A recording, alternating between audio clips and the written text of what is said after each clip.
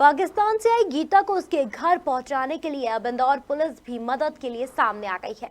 इसी के चलते सॉफ्टवेयर के सहारे गीता की तस्वीर से उसके बचपन की तस्वीर बनाने की कोशिश की है, जिससे कि गीता को पहचानने में आसानी हो जाए। अब पुलिस सोशल मीडिया का सहारा लेकर गीता के परिजनों को ढूंढने की कोशिश कर रही है। एडिशनल एसपी मनीषा सोनी ने बताया कि गीता ने इशारों में जो बताया उसके अनुसार गांव के पास एक छोटा रेलवे स्टेशन है। गांव में देवी जी का मंदिर है, जिसके पास नदी या तालाब है, जिसमें डुबकी लगाकर दर्शन के लिए जाते हैं, जिसके आधार पर पुलिस लगातार परिजनों की तलाश करने में जुटी है। कई प्रदेशों की पुलिस से संपर्क करें, किस तरह से ये प्रोसेस पूछ जाएगा? हाल ही में हमसे आनंद सर्विस सोसाइटी से श्री ज्ञानेंद्र पुरोहित जी और श्रीमती मोनिका पुरोहित जी ने संपर्क किया कि गीता अब उनके साथ है और गीता ने कुछ ऐसी बातें बताई हैं जिसके आधार पर उसकी जो ओरिजिन है उसको पता किया जा सकता है। तो गीता को आप लेकर के यहाँ आए। डीआईजी सर ने बताया कि एक बार आमने सामने बात करने से ही चीज़ें ठीक हो पाएंगी। तो एसपी सर के सामने एसपी श्री सूरज वर्मा सर, मैं और गीता और पुरोहित जी वगैरह सब कोई साथ में बैठे। तो जब बातें आई तो गीता ने कुछ चीज़ें बताई हैं जिसके आधार पर हमने दूसरे स्टेट्स में भी बात की हैं। गीता का विशेष इंटरेस्ट झारखंड और बिहार को लेकर के है। तो हमने वहाँ की पुलिस से भी संपर्क किया है, आरपीएफ से भी संपर्क किया है, क्योंकि गीता जो जगह बताती हैं वो उनको ऐसा याद आता है कि वो रेलवे स्टेशन था उनके घर के पास और मंदिर था देवी जी का, जहाँ पर स्नान करने के बाद या हाथ पैर धोने के बाद ही दर्शन पूजा होती थी। तो इस तरह की जगहें कौन सी हो सकती हैं। और घर में खेती होती थी धान की, नारियल की, मूंगफली की और गन्ने की। तो ये कौन से इलाके हैं जहाँ इन चारों तरह की चीज़ों की खेती होती है। और ये सब चीज़ें हमने शेयर की हैं दूसरे स्टेट्स में। और आरपीएफ से शेयर किया है कि जो रेलवे स्टेशन जिस तरह का ये बताती हैं उस तरह का रेलवे स्टेशन उस ट्रैक पर है क्या। बहुत छोटा रेलवे स्टेशन बताती हैं और पढ़ना लिखना भले ही नहीं जानती थी, लेकिन वो जो लिपि है उसको देख करके ये बताती हैं कि हिंदी और इंग्लिश दो ही भाषाओं में नाम लिखा हुआ था। तो उससे एक ये बात हो सकती है कि वो किसी बॉर्डर वाले डिस्ट्रिक्ट में रही हों। खान पीन का जो आदत है उनकी, डेली रूटीन का जो खाना था घर का, वो साउथ इंडिया की तरफ इंगित करता है, क्योंकि उसमें इडली, डोसा, सांभर की चीज़ें बताती हैं। और त्यौहार वगैरह भी वो सारे वही बताती हैं जो नॉर्मल इंडियन त्यौहार हैं। ड्रेसेस में, बचपन की ड्रेस में वो पट्टू पावड़ा जो साउथ इंडिया में पहनी जाने वाली सिल्क की ड्रेस होती है, बच्चे जो घाघरा चोली जैसा पहनते हैं उस तरह की ड्रेस बताती हैं। और इनके 5 भाई बहन ये टोटल थे और ये सबसे छोटी थी, ऐसा इन्होंने बताया है।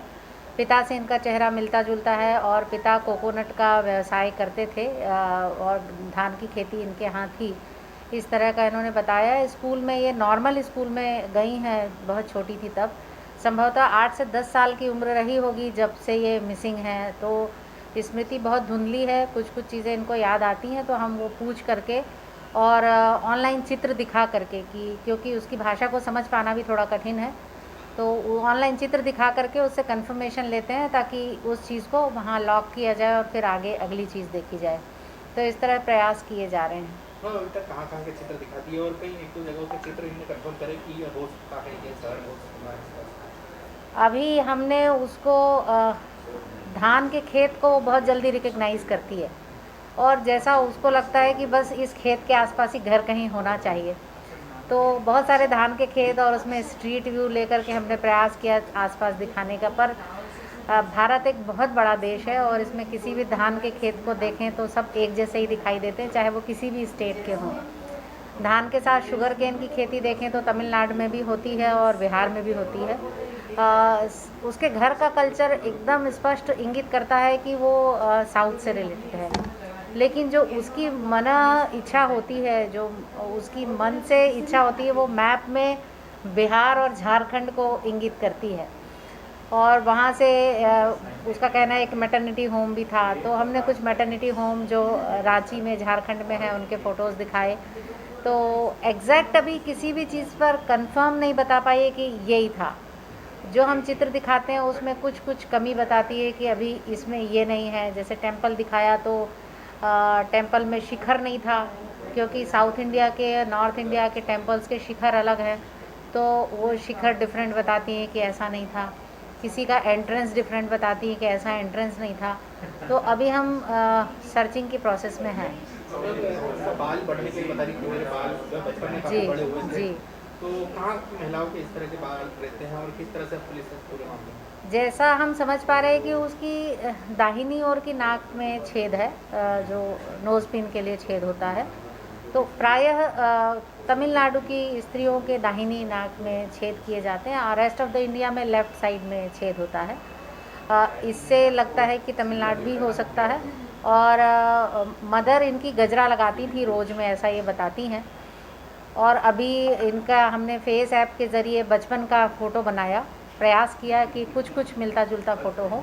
तो उसे देखकर कहती हैं कि मेरे बाल बचपन में बहुत लंबे होते थे, और तो शायद अब लंबे बाल साउथ में होते हैं, और जिस तरह का जो स्ट्रक्चर, वेवी स्ट्रक्चर है उनके बालों का, उससे संभावना होती है कि साउथ के हो सकते हैं। मैम, पुलिस से अन्य राज्यों की पुलिस से जिन राज्यों का ये जिक्र कर रही है उनकी पुलिस से संपर्क किया गया उस समय के गुमशुदा बच्चों की जानकारी मिली? हम इसको नेशनल डेटाबेस से भी सर्च करवा रहे हैं और इसके डिटेल्स अभी बना रहे हैं, मतलब कुछ स्पेसिफिक पॉइंट्स हम तैयार कर रहे हैं और उसके बाद सभी स्टेट से कांटेक्ट किया जाएगा।